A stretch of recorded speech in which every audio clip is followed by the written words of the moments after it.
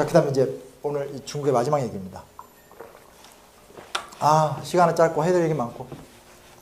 요건 딱 봐도 미화된 그림의 느낌이 나죠, 그렇죠? 이거 중국 공산당에서 만든 그림이에요. 가운데 마오쩌둥입니다. 마오쩌둥이 이제 그 당시 지도자들, 펑더화이, 린비아오, 저월라이, 주더마 이런 사람들을 그린 그림이에요. 장제스가 중국을 불완전하마 통일하고 민족국가를 만들어가는 근대화적 과정 속에 있을 때 한편에서는 중국 공산당이 만들어지게 됩니다. 뭐라 해야 되나, 어찌됐건 장제스는 순원이 꿈꿨던 국가의 방향을 실현시키는 데 큰 공로를 세웠던 사람이에요. 근데 이제 여기서 중요한 건 순원은 삼민주의라고 그래서 단순하게 서양의 제도를 모방하는 것이 아니라 아시아에 걸맞는, 우리 중국에 걸맞는 새로운 어떤 사회적 상상력을 만들었던 사람이고요. 마오쩌둥 같은 경우는 중국 공산당, 이것도 되게 유명한 얘기죠. 프롤레타리아, 공장 노동자들에 의한 혁명이 아니라 중국의 공장이 어딨냐. 중국에는 농민들이 많다. 그러니까 지방으로 가서 농민들을 중심으로 한 해방 소비에트를 건설하자 라고 하면서 혁명의 주체가 노동자가 아니라 농민으로 옮겨가는데 굉장히 큰 공을 세운 사람이에요. 지금 얘기하면 역사 좋아하시는 분들은 아이고 유명한 얘기죠 라고 하지만 실제 그 당시 때 이 마오쩌둥이 그렇게 얘기했다는 것 자체를 굉장히 공격을 받아요. 왜냐면 마오쩌둥 나오기 전에 취추바이, 리리산, 왕민 같은 이 중국의 공산당 지도자들은 언제나 마르크스가 가르쳐준 방식 그대로 공장 노동자들을 기준으로 다 폭동을 일으키고 파업을 하고 막 그랬었거든요. 안 되는 거예요. 방향을 돌리게 된 거죠. 사실 마오쩌둥의 가장 심각했던 라이벌은 장제스가 아니에요. 장제스는 외부자적 공격을 하는 사람인데 실제로 마오쩌둥이 이렇게 농촌에서 해방구를 건설하고 활동을 해나가니까 이 마오쩌둥을 둘러싸고 사실은 내부의 정통주의자들, 그러니까 모스크바에서 유학하고 왔다라든지 소련의 지령을 잘 듣는 사람들이 마오를 엄청 견제해요. 심지어 대장정 들어보셨죠? 대장정을 출발할 때도 마오쩌둥은 아무 권력을 갖지 못하고 출발하고 이런 막 과정을 거칠 정도로 위기에 몰려요. 그거를 이제 하나하나 극복해서 자기 라이벌들을 다 제거하고 권력을 장악하고 예난으로 가죠. 그게 대장정이죠. 그래서 예난에 가서 예난에서 이제 결국은 재기에 성공을 해서 이 장제스를 대륙에서 몰아내버리는 어떤 상황이 일어나게 됩니다. 여기 뭐 얘기는 이렇게 나오지만 일본이 쳐들어오게 되고 일본과 싸우는 과정 속에서 이제 국민당을 타락하게 되고 공산당 같은 경우는 이제 오히려 더 성장하게 되고 해방이 됐던 45년 말부터 국공내전이 시작돼서 4년간 장제스 부대와 싸웁니다. 되게 아이러니한 게 그러니까 요즘에 와서 장제스에 대한 평가가 되게 다양하게 이루어지고 있는데 중요한 건 장제스가 언제부터 본격적으로 타락하냐? 42년부터예요. 42년부터 타락한다는 건 뭐냐면 미국이 원조를 해주면서부터 급속도로 타락을 해요. 그래서 실제로 이 국공내전이 벌어졌을 때도 전쟁을 딱 시작했었을 땐 거의 공산당을 괴멸시켜버려요.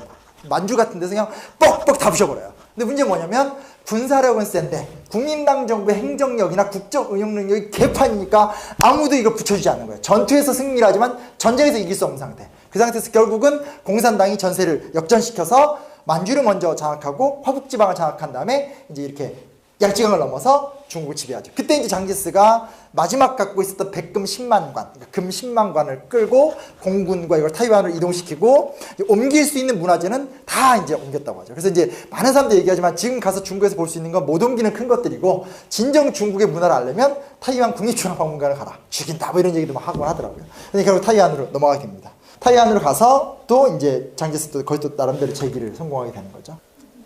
그렇게 중화인민공화국이 세워집니다.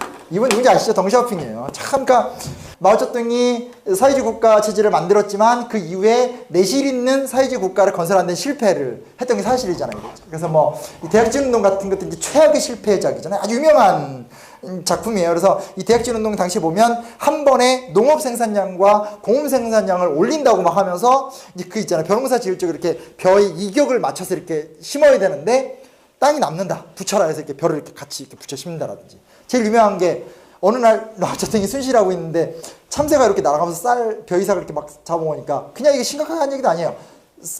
참새는 인민의 적이다. 한마디 딱 했거든요. 그때 그해 봄에 중국에서 참새를 3억 마리를 잡아요. 말도 안 돼. 15살짜리 소녀가 뭐 2주간 1200마리. 말도 안 되는 기록을 막 세우면서 열광적으로 막 잡고 막 그래요. 결론은 어떻게 되는지 아시겠죠? 그 침묵의 봄이 되는 거 아니에요? 그렇죠? 완전히 막. 그래서 하여튼 그 당시 기록에 따르면은 한 아사자가 1000만에서 2000만 정도가 됐다고 하니까 이거 너무너무 심각한 상황이 되는 거죠. 그리고 이제 철강 증산운동도 철을 증산을 시켜야 돼요. 이때는 대박인 게 철강을 증산시켜야 되는데 아무것도 없어요. 어떻게 했냐? 청나라 때 청나라 때 화로를 갖고 와서 거기다 넣어서 사람들이 이렇게 발로 막 이렇게 바람 넣고 하면서 청나라 때 철을 막 증산해요. 근데 문제는 뭐냐면 그 철은 현대 무기나 현대 생활에 쓸 수가 없는 철들이죠. 그러니까 그래프를 보고 있으면 식량도 막 올라가고 철강도 올라가고 있는데 현장에서 난리가 나는 거예요. 그러니까 결국은 이제 마오쩌둥이 이걸로 실각을 할 수밖에 없죠. 근데 당시 중국의 지도자들이 마오가 갖고 있는 상징성이 너무 크기 때문에 마오를 그냥 주석이라는 자리에만 남겨두고 실권만 뺏는 상태가 됐고, 이제 그 60년대 때 이 덩샤오핑을 중심으로 실용주의 노선을 펼쳤으나 이게 마음에 안 든 거죠. 왜냐하면 이게 되게 딜레마예요. 이런 걸로 나중에 참 우리 사회가 큰 화두를 가져봤으면 좋겠는데, 마오가 장제스라는 거대 악을 몰아내고 짜자잔 걸려 잡았어요. 그리고 사회주의 개혁을 실시해서 막 공산주의 질서를 만들어가요. 근데 이게 잘 뜻대로 안 돼요. 안 되니까 덩샤오핑이 나와서 뭘 하게 되냐, 관료들을 잘 관리하면서 효율적으로 관료를 운영하니까 무슨 문제가 생기겠어요.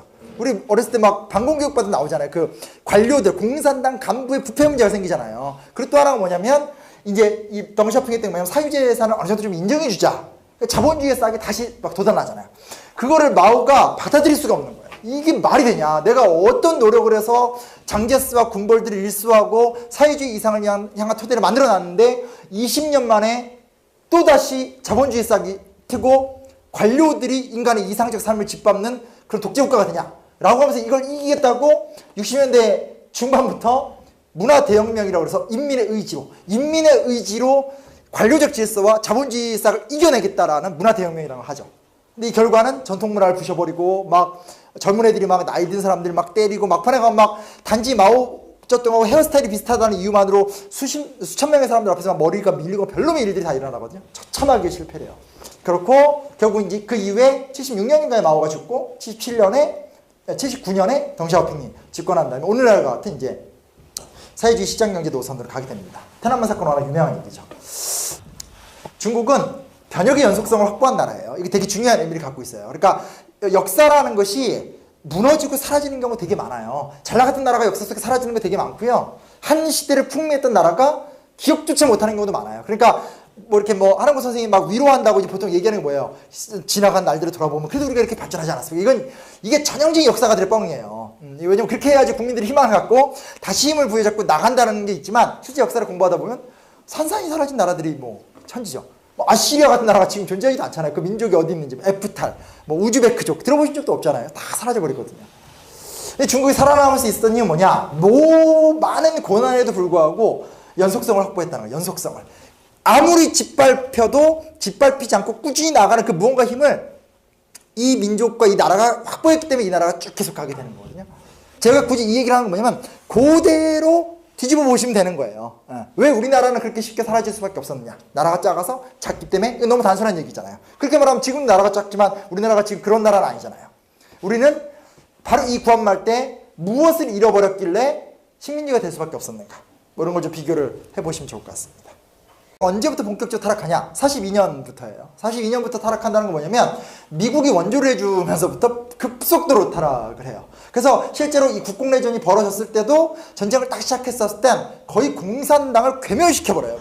만주 같은 데서 그냥 뻑뻑 다 부셔버려요. 근데 문제는 뭐냐면 군사력은 센데 국민당 정부의 행정력이나 국정 운영 능력이 개판이니까 아무도 이걸 붙여주지 않는 거예요. 전투에서 승리를 하지만 전쟁에서 이길 수 없는 상태. 그 상태에서 결국은 공산당이 전세를 역전시켜서 만주를 먼저 장악하고 화북지방을 장악한 다음에 이제 이렇게 양쯔강을 넘어서 중국을 지배하죠. 그때 이제 장제스가 마지막 갖고 있었던 백금 10만 관, 그러니까 금 10만 관을 끌고 공군과 이걸 타이완으로 이동시키고 옮길 수 있는 문화재는 다 이제 옮겼다고 하죠. 그래서 이제 많은 사람들이 얘기하지만 지금 가서 중국에서 볼 수 있는 건 못 옮기는 큰 것들이고 진정 중국의 문화를 알려면 타이완 국립중앙박물관을 가라. 죽인다. 뭐 이런 얘기도 막 하곤 하더라고요. 근데 결국 타이완으로 넘어가게 됩니다. 타이완으로 가서 또 이제 장제스도 거의 또 나름대로 재기를 성공하게 되는 거죠.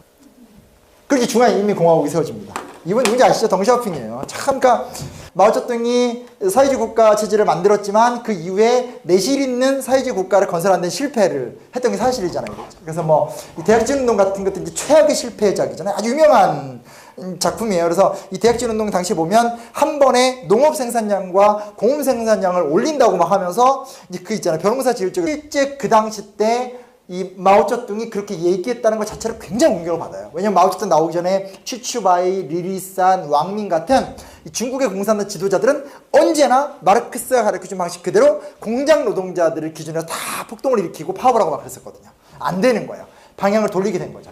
사실 마오쩌둥의 가장 심각했던 라이벌은 장제스가 아니에요. 장제스는 외부자적 공격을 하는 사람인데 실제로 마오쩌둥이 이렇게 농촌에서 해방구를 건설하고 활동을 해나가니까 이 마오쩌둥을 둘러싸고 사실은 내부의 정통주의자들, 그러니까 모스크바에서 유학하고 왔다라든지 소련의 지령을 잘 듣는 사람들이 마오를 엄청 견제해요. 심지어 대장정 들어보셨죠?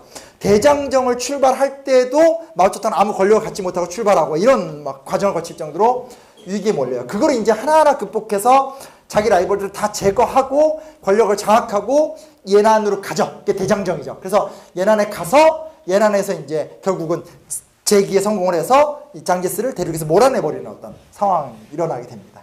여기 뭐 얘기는 이렇게 나오지만 일본이 쳐들어오게 되고 일본과 싸우는 과정 속에서 이제 국민당을 타락하게 되고 공산당 같은 경우는 이제 오히려 더 성장하게 되고 해방이 됐던 45년 말부터 국공내전이 시작돼서 4년간 장제스 부대와 싸웁니다. 되게 아이러니한 게 장제스, 그러니까 요즘에 장제스에 대한 평가가 되게 다양하게 이루어지고 있는데 중요한 건 장제스가 이렇게 벼의 이격을 맞춰서 이렇게 심어야 되는데 땅이 남는다. 붙여라 해서 이렇게 벼를 이렇게 같이 이렇게 붙여 심는다라든지. 제일 유명한 게 어느 날 마오쩌둥이 순실하고 있는데 참새가 이렇게 날아가면서 벼이삭을 이렇게 막 잡아먹으니까 그냥 이게 심각하게 한 얘기도 아니에요.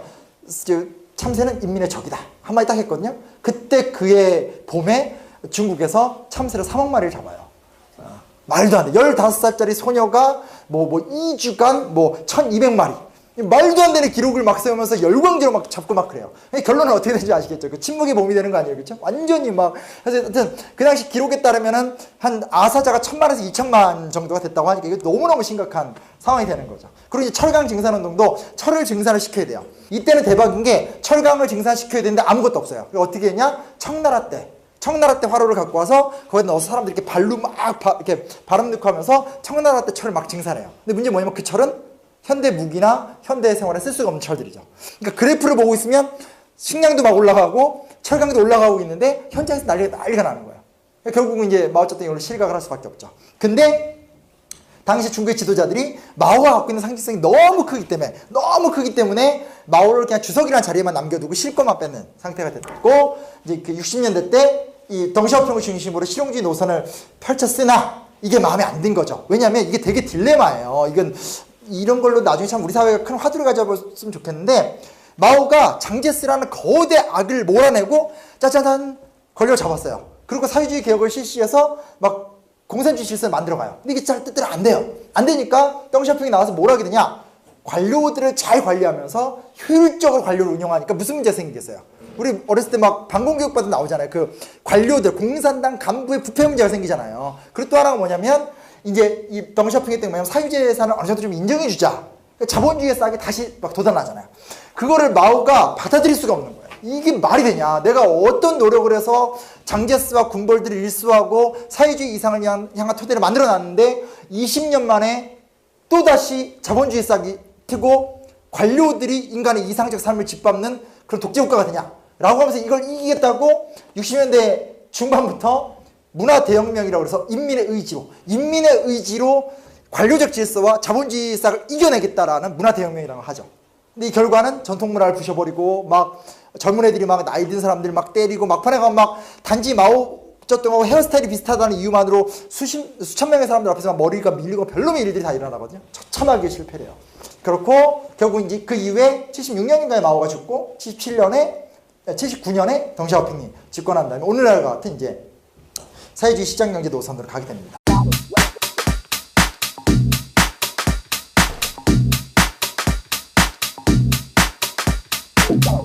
자, 그 다음에 이제 오늘 중국의 마지막 얘기입니다. 시간은 짧고 해야 될 얘기 많고. 요건 딱 봐도 미화된 그림의 느낌이 나죠, 그쵸? 중국 공산당에서 만든 그림이에요. 가운데 마오쩌둥입니다.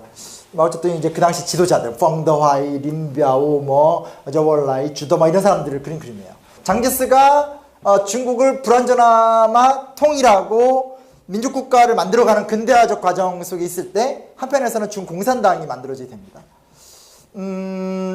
뭐라 해야 되나, 어찌됐건 장제스는 순원이 꿈꿨던 국가의 방향을 실현시킨 데 큰 공로를 세웠던 사람이에요. 근데 이제 여기서 중요한 건 순원은 삼민주의라고 그래서 단순하게 서양의 제도를 모방하는 것이 아니라 아시아에 걸맞는, 우리 중국에 걸맞는 새로운 어떤 사회적 상상력을 만들었던 사람이고요. 마오쩌둥 같은 경우는 중공산당, 이것도 되게 유명한 얘기죠. 프롤레타리아, 공장 노동자들에 의한 혁명이 아니라 중국의 공장이 어딨냐. 중국에는 농민들이 많다. 그러니까 지방으로 가서 농민들을 중심으로 한 해방 소비에트를 건설하자. 라고 하면서 혁명의 주체가 노동자가 아니라 농민으로 옮겨가는데 굉장히 큰 공을 세운 사람이에요. 지금 얘기하면 역사 좋아하시는 분들이 아이고 유명한 얘기죠. 라고 하지만